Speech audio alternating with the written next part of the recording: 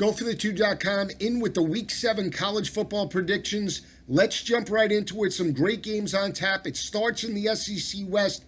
Critical matchup between Auburn and LSU. Since 2012, LSU has won 3 of the last 5 by 13.3 points per game. You look at this game last year on the Plains in Auburn. Auburn did get the victory. They escaped 18-16 on the Plains. LSU did score with no time remaining on the clock, but they didn't get the football off in time, and Auburn escaped with a narrow margin to keep Gus Malzahn's job. And when you look at the flip side, that led to the firing of former LSU head coach Les Miles. You look at Auburn, they're coming off a dominating home win over Ole Miss, 44-23. I thought Ole Miss would be able to keep it close. They came on with a second half surge to close the gap in that ball game. They did pass for 346 yards on Auburn's defense. Auburn entering this game has given up 111 rushing yards on the ground and 172 passing yards to opposing offenses. Jarrett Stidham and that offense has looked very well. He broke out last week.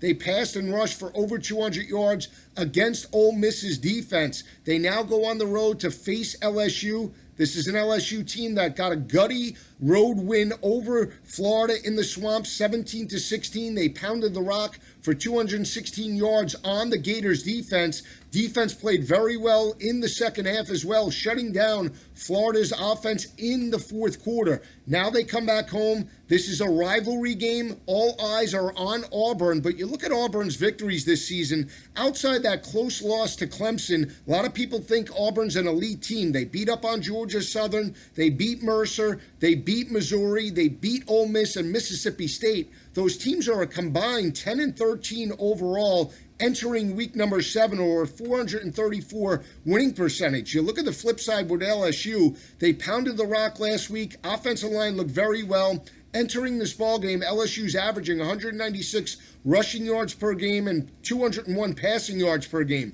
Danny Etling looked good last week. Played very well within the system. He's completing 60% of his passes, 1,046 yards, 6 touchdowns, 1 interception. But I was very impressed with the way offensive coordinator Matt Canada utilized formations on first and second down to open up the rushing attack for Darrell Williams and Darius Geis late in that ball game. You look at the defense of LSU. They played very well last week in terms of running sideline to sideline. They forced third down conversions, third down and long conversions against Felipe Franks, and the secondary played very well in man-to-man coverage. Entering this ballgame, LSU has given up 137 rushing yards per game and only 171 passing yards to opposing offenses. LSU enters this ballgame +1 in turnover margin. It's a 3:30 start, not under the lights in Baton Rouge, Death Valley, but I don't think it matters. I think this is a gutty team by LSU. They rebounded, and I'm just not sold on Auburn this year. I don't think they're an elite team. They're playing well this season, but I think the better team entering week number 7 is the LSU Tigers. I know they did not look good against Mississippi State and did not look good against Troy, but in Death Valley, this is a different team. Defense played very well, and LSU does get a close victory in Death Valley, 28-24 over Auburn. They put back-to-back SEC wins in back-to-back weeks. LSU does get a close victory in Death Valley this coming Saturday. USC and Sam Darnold, they're coming off a very good win over Oregon State, 38-10. Sam Darnold looked well last week. He completed 24 of 36 passes, 328 yards, 3 touchdowns, 1 interception. USC against Utah overall at home is 7-1 all-time against the Utes. The last victory road win by Utah came in October of 1916. These teams haven't played each and every year, but I still think that it comes down to the speed of USC on the perimeter. You look at Utah last week, a gutty home loss to Stanford. They lost that matchup 23-20. They allowed over 196 rushing yards to Bryce Love in that offense. This was a defense in Utah that was giving up 86 rushing yards heading into this ballgame. You look at third down conversions for Utah's offense. They're struggling in terms of third down conversions, converting 34% of the time on third downs. I think that's a matchup you want to see play out going up against USC's defense, only allowing 36% themselves on third downs to opposing offenses. When you look at USC overall, this is a team that's passing for 286 yards through the air. They're rushing for 181 yards on the ground. Defensively, they're playing well, especially in run support, holding opposing offenses to right around 144 rushing yards per game. As an offense, USC is converting 46% of the time. Keep in mind, this was the game that Sam Darnold started his first career start in Salt Lake City last year. He played very well in the loss last year. He completed over 60% of his passes, 253 yards, no touchdowns, no interceptions, but he should be a confident quarterback going up against Utah's secondary. Utah's given up around 205 passing yards per game to opposing offenses, and when you look at this ball game overall, USC does not have a lot of room for error. If they're looking to get back to the playoff, especially with the loss to Oklahoma last week against Iowa State, they need to win this ball game against Utah. If somehow, some way USC can get back to the Pac-12 championship game to face possibly Washington or Washington State that they lost to by 3 points, they can avenge their early season loss in the Palouse and somehow, some way, if the cards fall right, make the college football playoff. So this is a critical game for USC's playoff chances. They haven't looked good in recent weeks, but I do feel they have the speed advantage over Utah and Kyle Whittingham. I think USC gets a convincing home win. I think when you look at this ball game 2 years ago, Travis Wilson struggled in the Coliseum. USC did win that ball game by 18 points, 42-24. I'm looking for the same type of output. I think USC does win this ball game convincingly. I think it's 45-24. USC escapes and dominates this ball game by double digits. Look for a 20-point victory by the Trojans this coming Saturday. Another intriguing battle is Florida and Texas A&M. Texas A&M played very well against Alabama. I called it last week, thought they would step up in College Station, a night game against the top-ranked Alabama Crimson Tide. Kellen Mond and the offense did play fairly well in terms of moving the football in the second half, but in the end, Alabama was a little bit too much to get the 8-point win over Texas A&M. You look at Texas A&M entering this ball game, they were +6 entering that ball game against Alabama in turnover margin. They were -2 in that game against the Crimson Tide. They also allowed 232 rushing yards to Alabama in terms of run support. They now go on the road. This is Kellen Mond, a freshman quarterback, going up against an experienced secondary in Florida. Florida holding opposing quarterbacks to 52% completion percentage. You look at Florida last week, they were able to run the football against LSU. They put up 194 rushing yards on the ground. And you look at the last 3 weeks now against SEC opponents, they put up 186 against Kentucky. They put up 218 against Vanderbilt and one in the area of about 195 against LSU. Those are solid efforts in 3 consecutive SEC games. You look at Texas A&M, are they emotionally spent going on the road to the Swamp? More importantly, I think it's the inexperience of Kellen Mond going up against that secondary. You look at Texas A&M in terms of third down conversions over back-to-back weeks against Alabama and South Carolina. They've converted 10 of 30 third down conversions. That's 30%. You look at Florida's defense overall, holding opposing offenses to 30% third down conversions. To me, that's the difference. I think Jim McElwain and Felipe Franks have a solid game plan in place. Look for Franks to exploit that secondary. I think they played well for much of the half against Alabama, but they gave up some big plays in the second half. Look for that to continue this weekend in the Swamp. Not an easy place to play. And coming off a 1-point loss to LSU, I think Florida dominates this matchup. I think they put up 37 points on Texas A&M. I think it's a 37-20 victory over the Aggies this coming Saturday. Another critical battle is Georgia Tech and Miami. Miami got the gutty road win. They snapped a 7-game losing streak to Florida State. Malik Rozier with the big touchdown pass with just about 11 seconds remaining. They played very well. Credit Mark Richt and the crew for a solid game plan in place. But you look at Miami last week in terms of run support, they allowed 203 rushing yards to Florida State. That was a Florida State offense entering that game last week that was only pounding the rock for 90 rushing yards per game. They had an emotional win in Tallahassee and have to come back home facing a Georgia Tech offense that is averaging 396 rushing yards on the ground. Miami's dominated the series. They've won 4 of the last 5 over Georgia Tech by 10.5 points per game. And more importantly, the last 2 wins by the Hurricanes have come by 15.5 points per game. But this is a Georgia Tech offense right now that's converting 53% of their third down conversions, and more importantly, holding opposing offenses to 23% of their third down conversions. I think that's the matchup you want to see play out this coming Saturday. I think Georgia Tech could possibly be the best team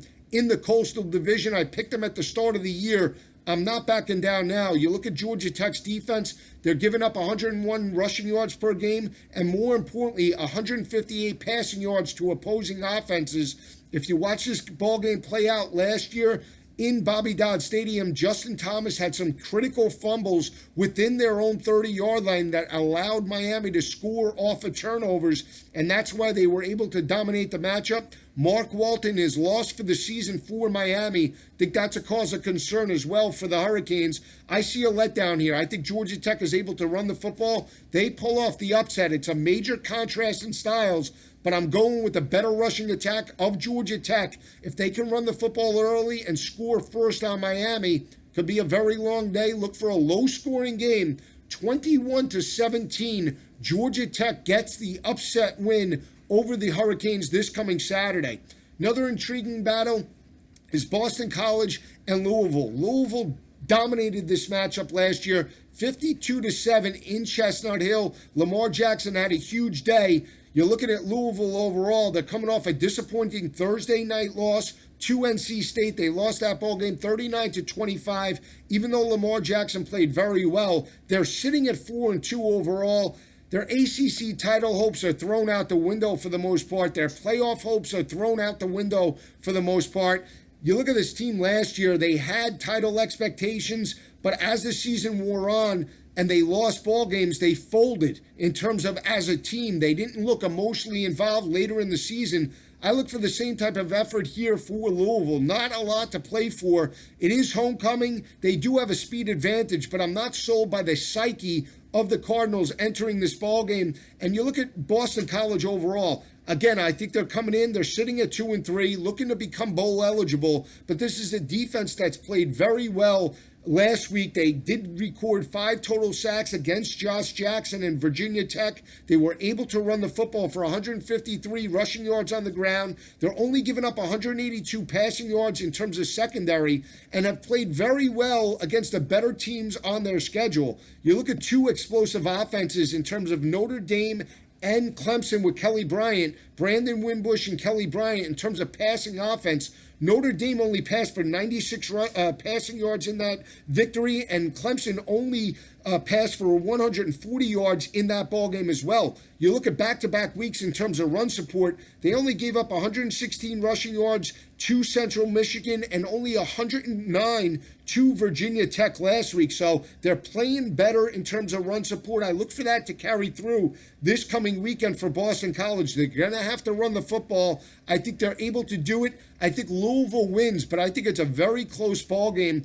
I'm calling for the 30-20 victory. Louisville gets a victory on homecoming over Boston College, but it is a lot closer than people think. Look for Boston College to be in this game from start to finish this coming Saturday, especially looking to become bowl eligible. They're winless in the ACC this coming year, entering this ball game.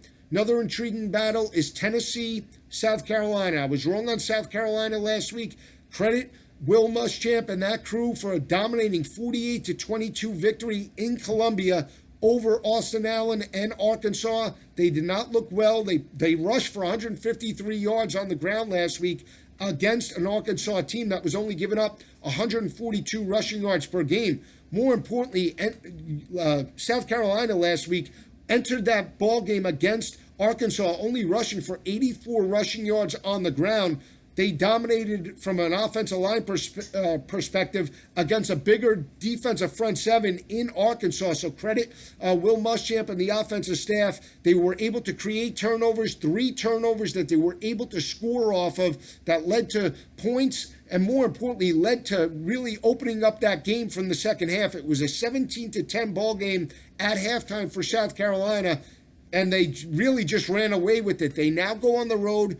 This is a Tennessee team that's coming out of a bye week. They're coming off a disappointing 41-0 loss to Georgia. Butch Jones is looking for answers. And more importantly, since 2012, Tennessee has won 3 of the last 5 over South Carolina by a total of 8 points, or 2.6 points per game. South Carolina got this victory last year in Columbia, 24-21. They now go on the road to Knoxville. This is a team that's playing very well in South Carolina. They're looking to become bowl eligible. But here's the matchup I look at playing out this coming Saturday. It's the secondary of Tennessee that's still holding opposing offenses to 129 passing yards per game. Jake Bentley's a solid quarterback, but again, I'm not sold on the consistency of South Carolina's rushing offense. Even though they were able to pound the rock last week, I don't know if it continues on the road. I think Butch Jones is able to come out with a game plan. Their backs are against the wall. They need to win this game, especially with Alabama on deck. They can't afford to look ahead to Alabama. Look for Tennessee to dominate this matchup. I think John Kelly's a factor in this ball game, and more importantly, Dormady should have a solid game plan in place. The way you have to attack South Carolina is over the top of their secondary. Look for Tennessee to try and exploit that in the passing attack with an extra week to prepare. To me, that's the difference. I think Tennessee breaks out this coming Saturday. Austin Allen had some big plays over the middle of that defense. If it wasn't for turnovers, they would have been in that ball game from start to finish. Tennessee does get a convincing double-digit victory. I think it's in the area of Tennessee puts up 38, and look for South Carolina in the area of 21. 38-21, Tennessee gets a victory over the Gamecocks this coming weekend. A much-needed SEC victory for Butch Jones and the crew. Another intriguing battle, our final pick of the day, it's Nebraska and Ohio State. Ohio State dominated this matchup last year 62-3. You look at this ball game overall by Ohio State. They're coming off a dominating victory over Maryland last week. They were able to pass and run the football. This is an offense in J.T. Barrett that's averaging 322 passing yards per game. They're rushing the football with J.K. Dobbins for over 200 yards on the ground. Defensively, they're only giving up 171 passing yards per game and holding opposing offenses to 29% on third down conversions. I think you throw records out of the window. It's a night game in Memorial Stadium. This is a Nebraska defense that got embarrassed in the second half against Wisconsin last week. Wisconsin ran away. That game was close in the second quarter before the Badgers were able to wear down Nebraska's defense. This is a Nebraska defense that's giving up 145 rushing yards on the ground. But I look at Tanner Lee, offensive line still playing okay through 6 games. They've only allowed 9 total sacks as an offensive unit going up against that defensive front of Ohio State. Mike Riley's on the hot seat. I look for Nebraska to pull out all the stops. I think they play much better this coming Saturday in Memorial Stadium. I think they're in striking distance to get the upset here. I think when you look at Nebraska's offense, the way you have to beat Ohio State is to challenge that secondary. Still not sold. I don't think you look at the victories over back-to-back weeks over teams like Army, over teams like Maryland and Rutgers as being sophisticated passing attacks. I know Tanner Lee is still not a consistent quarterback, but he has thrown 11 touchdowns, 10 interceptions, playing in Memorial Stadium. Look for this game to be a lot closer than people think. I'll say it again. I think Nebraska's in this game from start to finish.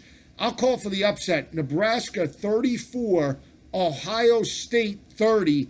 Upset in Memorial Stadium this coming Saturday. Stay with